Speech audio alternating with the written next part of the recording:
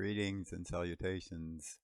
Hello to my fellow classmates in the Kitab-i-Iqan Unit 4 or 5 tablet studies. This is one small piece today of a bigger topic we're covering in our Wilmette Institute series of courses. And this one is called Relationalism, and this is the website that we are going to use to put things that I don't want to spend hours talking about on video, where you can come and see it if you want the original source documents. I'm going to go through some of the books today that relate to relationalism, and a few quotes, but also want to give you a general grounding in relationalism in addition to the specific assignment for units 4 and 5, which is a study of Baha'u'llah's premier end of the world I can never say eschatology, eschatological work in terms of the messianic part of his revelation, claiming to be the return of Christ, Muhammad, Buddha, Abraham, Moses, and all of the messengers and prophets. So this is kind of the foundation work, the Kitab-i-Iqan in the Bahai faith. And in our scripture studies at the Wilmette Institute, we are covering specific aspects of this about 188 pages in Arabic and Persian volume, which was revealed in 2 days and 2 nights, which is astonishing when you look at the depth. But we will begin here by referring relationalism.info. If you want to go to the website, you can actually see the paper based on, this is just the study, the tablet study, based on one tiny little aspect, which is just one quote, 50, Surah 50:20 of the Quran that Baha'u'llah references.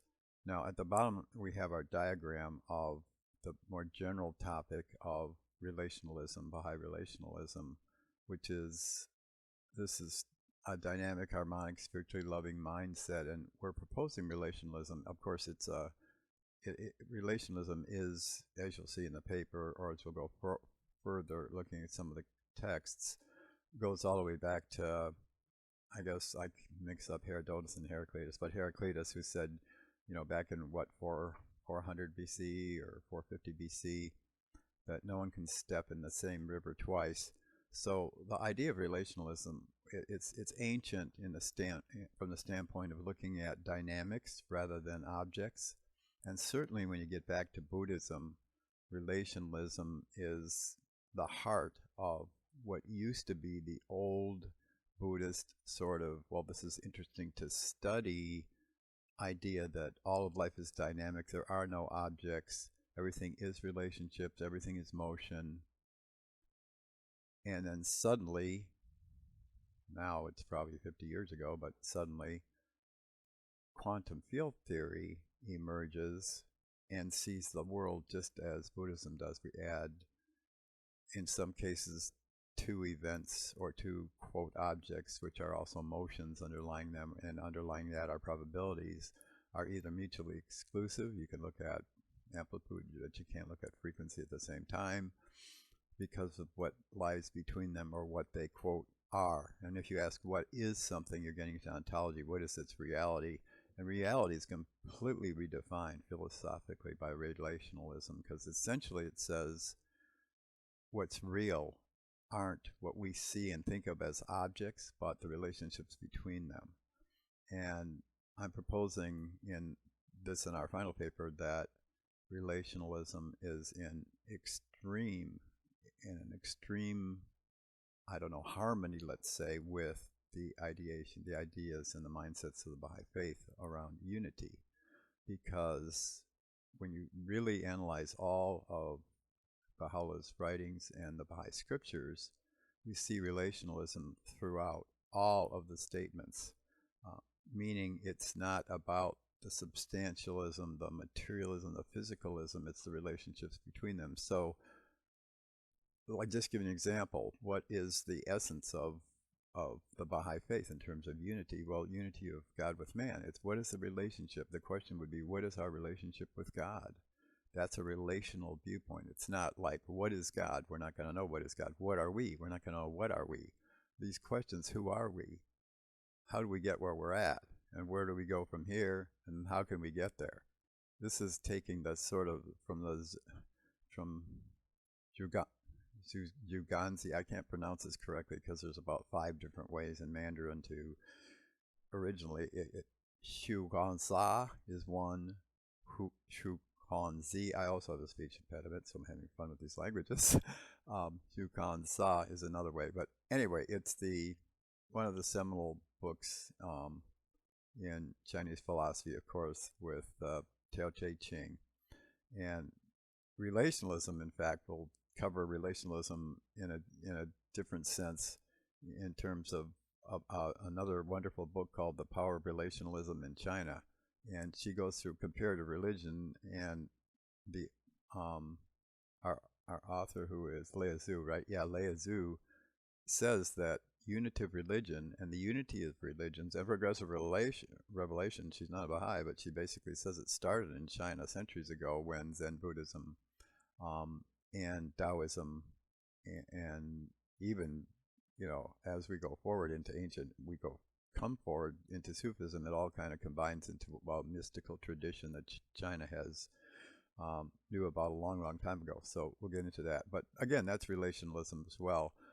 I'm not going to spend hours on the diagram, but basically the questions are, and it says in the Zhuangzi, it says what does and does not matter. That's the essence of the book. The author, who is Zhuangzi, says that's really what he's mostly getting at in the entire book.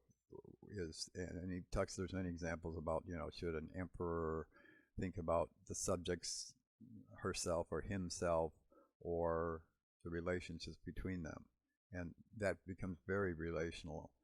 Now, what's fascinating about relationalism is that even though it's ancient, we get into a middle state from ancient China and Heraclitus stepping into the same river, and look at the common domains of relationalism and the common factors that define it.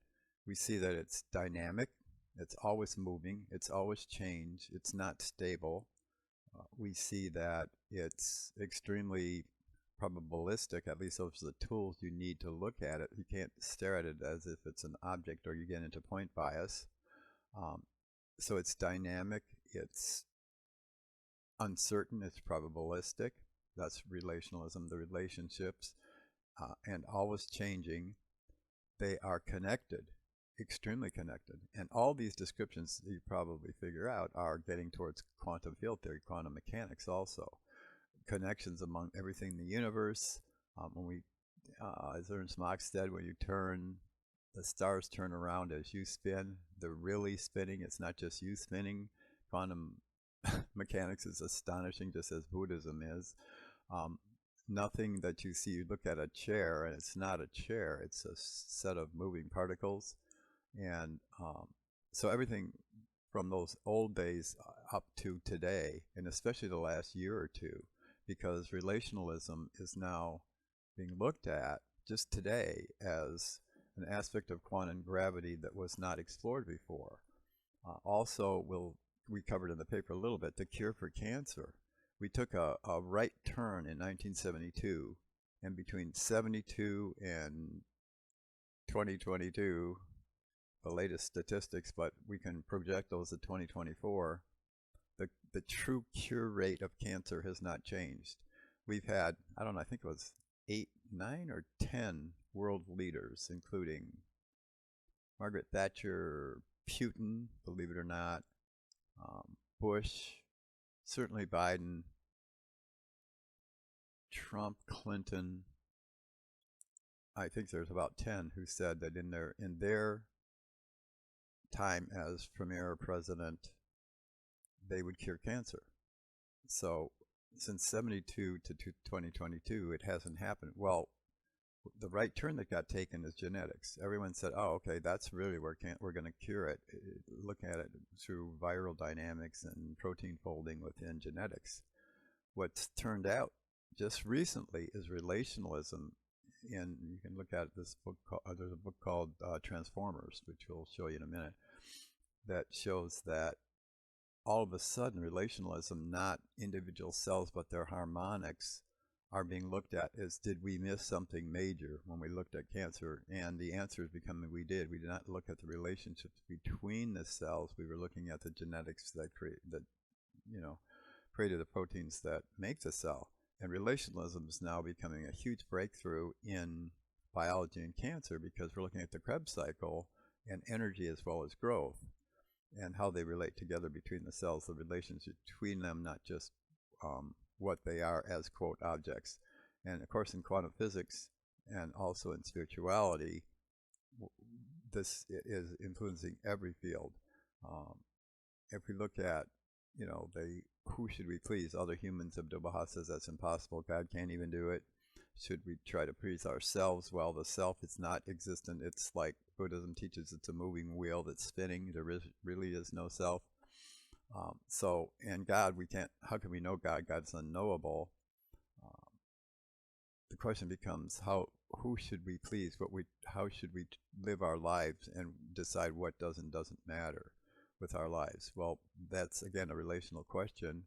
What is the relationship between science and religion? They're unified. They're one entity. So the more we look at a field, ecology is so obvious. What should man's relationship be with our beautiful Mother Earth? Ecology talks about, let's not look at what will benefit man. Let's look at the relationship between humans and our planet in a way that looks much further into the future. And that's the relationship. Should our relationship with our planet be? Ecology is just steeped in relationalism. There's no way to talk about sociology without talking about relationalism, because it's all about moving relations, connected relations, communicative relations between those entities, which are human beings, families, etc. Relationships between couples, relationships between families and groups, and nations, relationships between nations. Psychology has been renovated. In fact, there's a book by Kuchek called The Relational Revolution in Psychology, and psychoanalysis, the Freudian psychoanalytic part of psychology, was pretty much, I don't want to say dead, but it was on life support. And relationalism, especially the therapeutic relationship, reinvigorated the field. And there's many, many books out there now talking about the relationships between the therapist and the client, and more than that, getting deeply into relationalism, talking about what were your relationships with your parents, all that. They're seeing that it's not those objects and what they did and what you did, as much as, okay, what was in between there. And certainly the field of consultation in the Bahai faith is absolutely, we'll talk about in a second in terms of linguistics. But then we'll not get into all the rest of these, because we'll get that in a future paper and a future video. But I just want to give a taste that this is part of a bigger picture, relationalism. So if you're reading this entire, very, very narrow, just one little quote from the Iqan, which you could write a whole book on, and that's how deep Baha'u'llah's writings are, our Baha'i scriptures are, because it's intended to change the world. The relationships within the world is the whole purpose of the Baha'i faith, and we'll get into that in Epistle in a second. But of course, you can't not have artificial intelligence and math without getting into my old fields, computational medicine and computational linguistics. Within artificial intelligence, it's all relational. In fact, whether it's a good singularity or a bad singularity, whichever side you fall in looking at, is it going to destroy mankind or will actually help us in terms of AI, it's all relational, because there will not be a single AI system that isn't multiple agents working together. And even if it's bad, it'll be one country's AI versus another and trying to destroy the earth. Or if we get to the ethical, the Baha'i side of things first, before the bombs start flying, then it'll still be relational, because how do the AI units interact with each other? And we can create consultation for them. We can create ethics for them at this point if we want to have a global approach and if we want to have a relational approach. But AI itself is even beginning to see that it can't communicate, it can't exist without relationalism with other AI systems. And that's really where the singularity comes together, all these individual neural networks combining into a single relational network. And that's transformative. So that's just a kind of a flavor. Let's jump to our, if I can find it, get over here. Just look at a couple of these texts, maybe at random, to give you an idea. This is Epistle of the Son of the Wolf by Baha'u'llah. And the tablet that we're examining in our units 4 and 5 is a part of the Kitab-i-Iqan. This is Baha'u'llah's own 1890 summary of kind of his gleanings of all of his work. And in this, he takes the eschatology, the end of the world. The eschaton is used by Bach in Symbol and Secret a lot. And eschaton, that word basically means the final event, the final disposition of the planet or of the soul. Does the soul achieve immortality? What happens at the time of the end to the planet? Is it destroyed? Does it live? And these are all covered by Baha'u'llah. But he hits on the Son of the Wolf in terms of this specific tablet, which is about the final trumpet, the trumpet in Matthew or the trumpet in Revelation that signals the time of the end. There's a whole summary on page 131 of this book that Baha'u'llah asks his friends to memorize, and it begins with the trumpet. It's it begins. I mean, the whole tab begins with, "O thou hast set thy face toward the splendors of my countenance. Vague fancies have encompassed the dwellers of the earth and have debarred them from turning toward the horizon of certitude and its brightness and its manifestations and its lights. Vain imaginings have kept them from him who is the self-subsisting. They speak as prompted by their own caprices and understand not. Among them are those who have said, Have the verses been sent down? Say, Yea, for the Lord of the heavens. Hath the hour come? Nay, more, it hath passed by him who is the revealer of clear tokens. Verily, the inevitable is come, and he, the true one, hath appeared with proof and testimony. The plain is disclosed, and mankind is sore vexed and fearful. Earthquakes have broken loose, and the tribes have lamented for fear of God. The Lord of strength be all compelling." Then it goes on for 3 more pages, but has the trumpet blast happened is one of the first statements. And there are probably,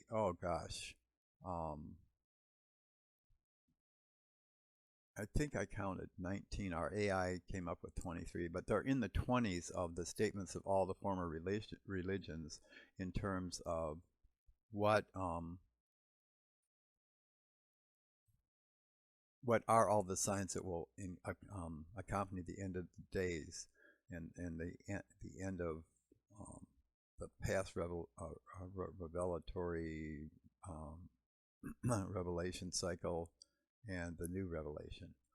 This book, Symbol and Secret, is one that we use quite a bit in the paper, the current paper on units 4 and 5.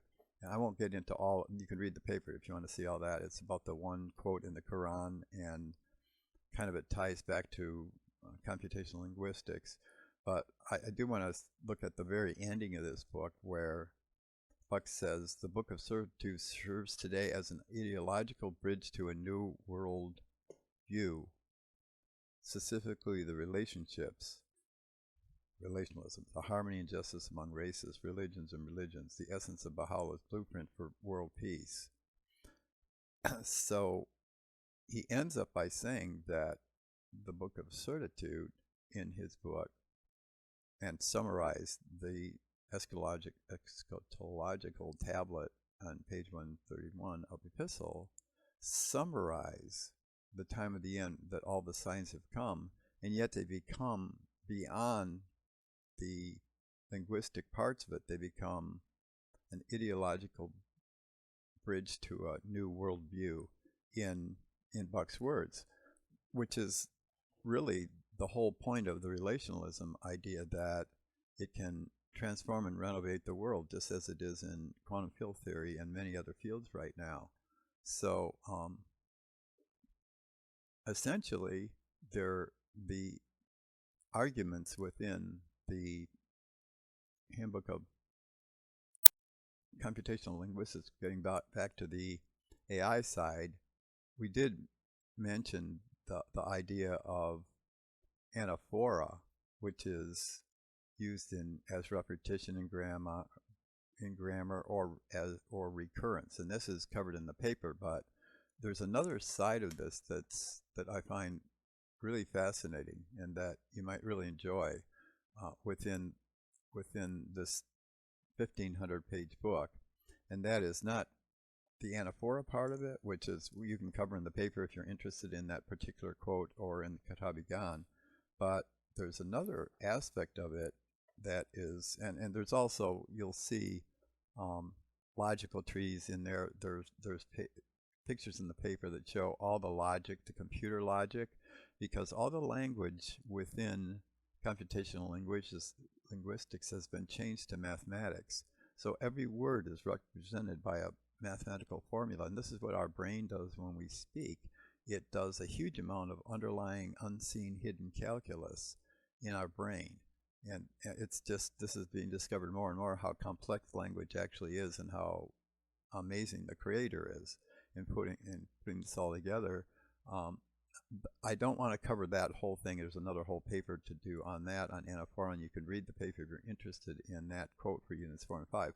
But more generally, if you look at computational linguistics and the mathematics behind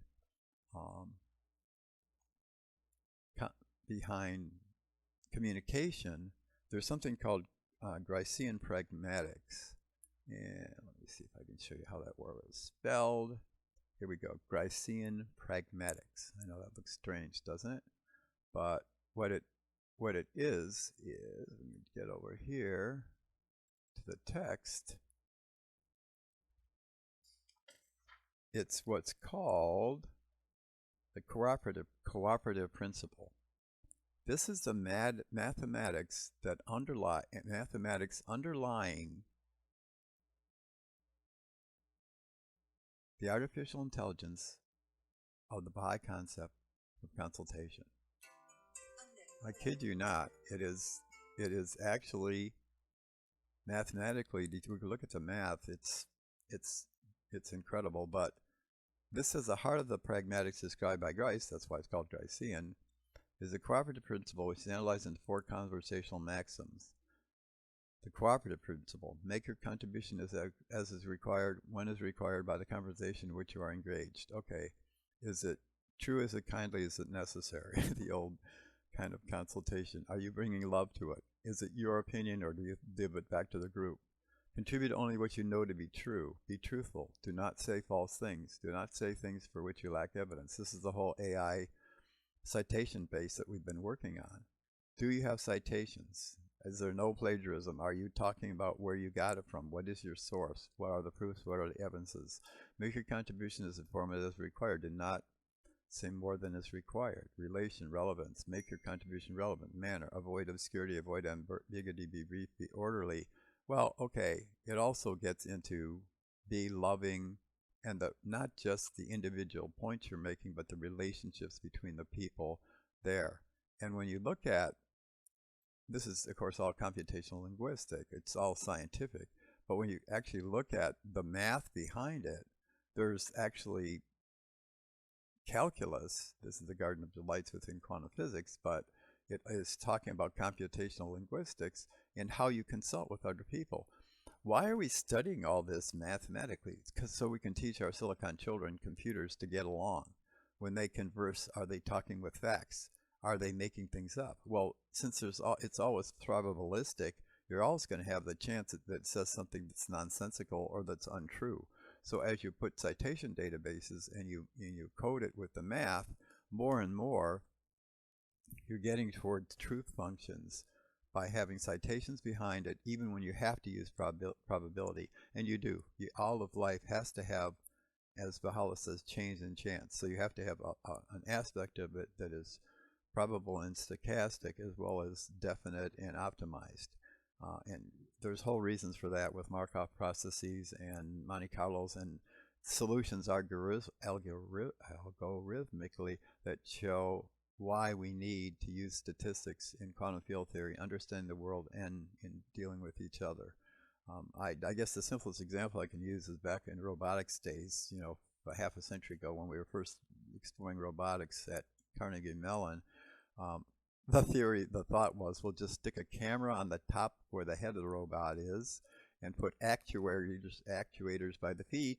It'll see where it's going and the feet will go there, and we can just process it with a simple little large-scale integrated chip that says, take this step when the video shows that. And they kept smashing the videos, falling on their face. And this went on for a decade of trying to make actuators work with cameras, and the video got better, the actuators got better, everything got more precise, and we could not get close to walking like humans walk. The breakthrough was statistics, not just in solving the problem by saying, if you add a random variable, all of a sudden it becomes easier. If you make a guess, it's a good step so you can start moving forward with it. That's how humans work, how problem solving works. That's how the algorithms work. But deeper than that is it is a statistical process. When we walk, the brain is estimating where the foot's going to end with deep calculus, and then it's taking the step by predicting where it will go and where. So when you cross the street and visit traffic, if you're not seeing the future, you're going to be run over like a bunny rabbit or a squirrel, because their brain isn't processing, the car's coming, I'm walking here, where's it going? It's a predictive capacity. And to predict, you need a huge amount of math to even come close, and the brain does that every time we walk. Every time we teach our children to walk, it's learning a lot more deep unconscious calculus. So that's something that happened as we got more into understanding. And now it's, of course, with generative AD, etc. It's happening with linguistics, where we're programming that within the math. But back to relationalism, and we're going to wrap this up. We're not going to go through all these. But probably, in addition to, I didn't get enough into Ernst Mach, probably. Ernst Mach is the father of relationalism in the middle, not going way back to Heraclitus and not going forward to today's thinking on it, with people like Assis, who is talking about relational mechanics in a deep way, a 1,000-page book of math on relationalism within quantum gravity. But Ernst Mach, who is, I think I have an Ernst Mach book here somewhere. But anyway, I'm getting to Whitehead in a second. But what it is about Mach is he was the first one to realize that relationalism is the heart of how time is defined and how space works. Before Einstein, he died in 1916, so before Einstein actually crystallized general relativity or relativity mechanics versus Newtonian mechanics, let alone quantum mechanics, we had the foundation laid by Ernst Mach. And yes, it's the same Mach that's Mach 1, Mach 2, Mach 3 in jets, because he also discovered the speed of sound, in the late 1800s, early 1900s, and that's why it was named after him. But Ernst Mach came up with much, much more than that. He actually, without knowing all of the details of quantum field theory, he decided and figured out that it was relational, and space-time also is relational. In fact, Einstein said there would be no general or special theory of relativity by Einstein if it wasn't for Ernst Mach. He said he's the one that really laid the foundation with relationalism to how, time dilation, time relativity exists. And it's a spiritual question which is covered in many of Baha'u'llah's writings. Abdu'l-Baha says, all is motion, where do you see rest? And so the dynamic side, dynamic systems theory, the dynamism of mathematics. In fact, in my fantasy world of trying to win the contest for the best definition of mathematics, I was a runner-up, but the Oxford University put on a competition for how do you define, and give me one statement defines mathematics. And I won't get into my sour grapes of why the winner was wrong. But this is coming now. This is what 30 years ago. Now it's coming because relationalism is more prominent, is being seen as the nature of reality, the universal field theorem. And back then, my definition was, of all mathematics, how does dynamic pattern A relate to dynamic pattern B? And believe me, it's simple. It is simple. I don't have the expert compendium to mathematics right now, but the final statement they came up with is not too far from that, although there's a few symbols in it more. But how does dynamic pattern A relate to dynamic pattern B is how the brain works in terms of being a difference engine. We're looking at A versus B, but it's a dynamic pattern, and how do they relate is a relational statement. Now, I'd be fibbing if I said I understood relationalism and said, oh, it's just, it seemed to me very clear that relationships are what matter, and we're always looking for equality and to equate quantities within mathematics. So, and it's always dynamic, it's always moving. And since then, because of calculus and because of quantum field theory, mathematics has become much more vibrant in terms of dynamical systems and looking at things relationally. And mathematics itself is being seen as a purely relational science. And maybe it's because our brain is always doing differencing. But let's get the final kind of chapter here I want to get into before we do our next paper, and then I'll sign off, is probably the most amazing philosopher in terms of relationalism and quantum field theory is Whitehead, who quantum field, I think, when did he die? He was in Abdu'l-Baha's lifetime, so it must have been the 1920s. He was ahead of the mainline quantum field theory, quantum mechanics theories, and yet he saw it as the future, and he saw it relationally, which is absolutely amazing. He also saw that in his philosophy that it's all reciprocal relations, and it's all, heaven and hell are always relationships between the soul.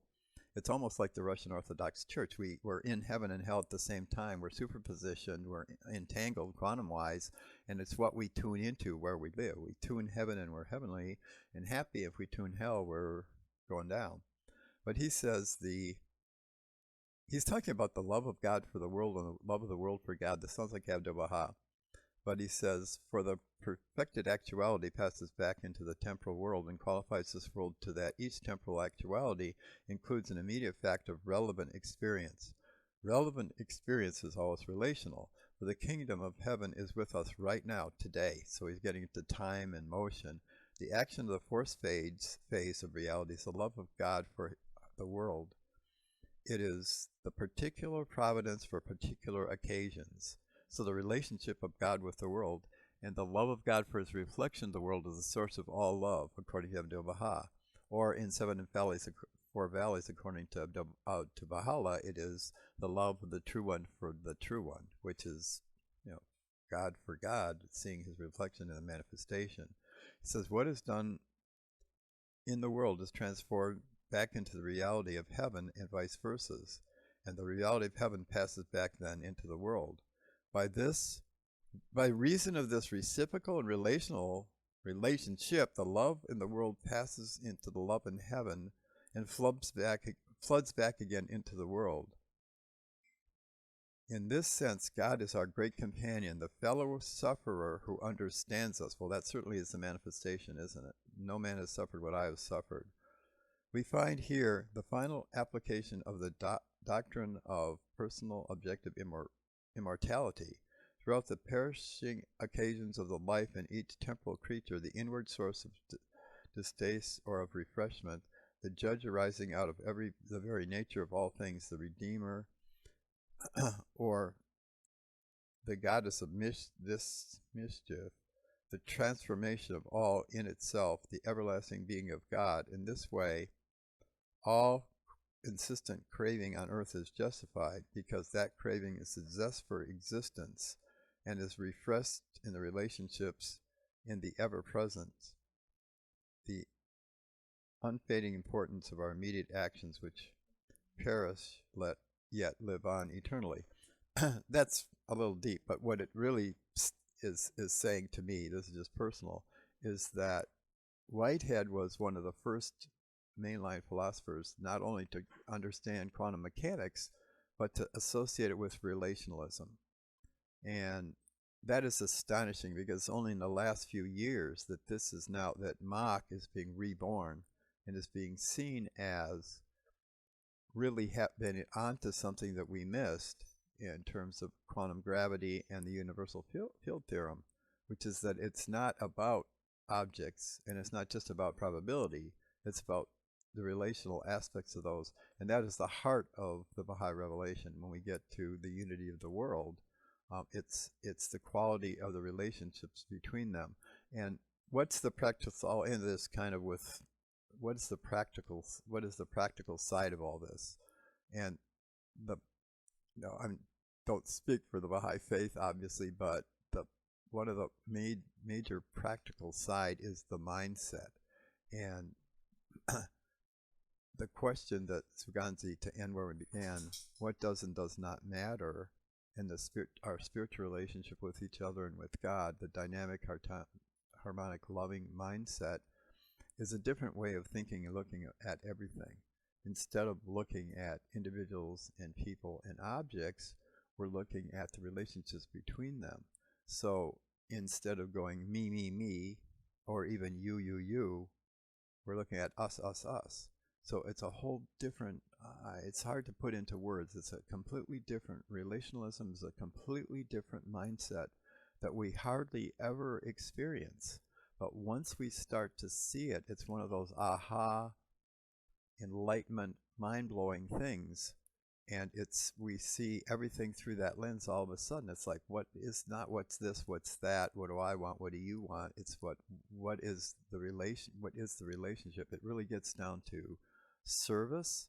It's like what can be done relationally and what will make the planet, all the dwellers of the planet happy.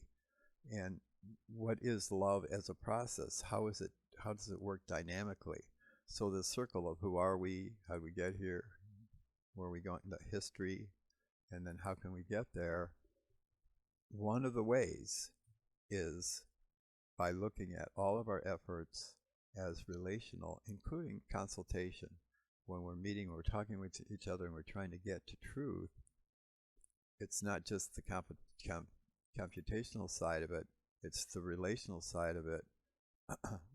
What is important in where we're going, and the master says some strange things that don't make sense, like it's not as important to get the right answer as to be loving.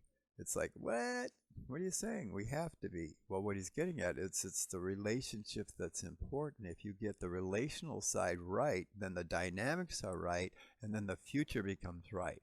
So that's the whole space-time aspect of this that Mach discovered, is how do we see the future and how do we change the future and how do we decide what does and does not matter. And every day we have three choices. Is it self that matters? Do I matter? Is that why I'm making these decisions and choices? Is it my loved ones that matter? Am I doing it to please another human being? Or is it God that matters? Am I trying to please God? And this is a whole, different part of relationalism, which is the human soul's relationship with God. And that gets to the idea of unity, which is the surrender of the will, so that the relationship with God becomes the motion of God's will, and that's what drives our life. And that's Baha'u'llah's statement of the source of all good is trust in God, submission unto his command, and contentment with his holy will and pleasure. So all good in the world, everything we decide on, what matters and does not matter, ends up with a state of wonderment and contentment if we see that choice is in our relationship with God is let go and let God. That's basically seeing the will of God and and that's throughout the entire Kitab-i-Iqan and all of Baha'u'llah's writings. So that's kind of a way to wrap up where we come from in terms of this unit study and where we're going to. But stay tuned with this website. bookmark it if you will. Relationalism.isbo. Yes, this is just a really one little slice of one part of one tablet of one book, but we're going to keep building on this towards the end of the scripture course, where we'll cover more and more of the model of relationalism and also the practice. How can it help our lives? What is the practical side of it, and how does it relate to the ultimate end of the Bahai faith, which is the unity of the world? And that's kind of where we ended up with, again, coming back to the beginning, where Buck is saying that it's truly a new mindset that will unify the world, and that's from a scholar who's trying to remain objective. So, I mean, he sees it. I hope you can see it.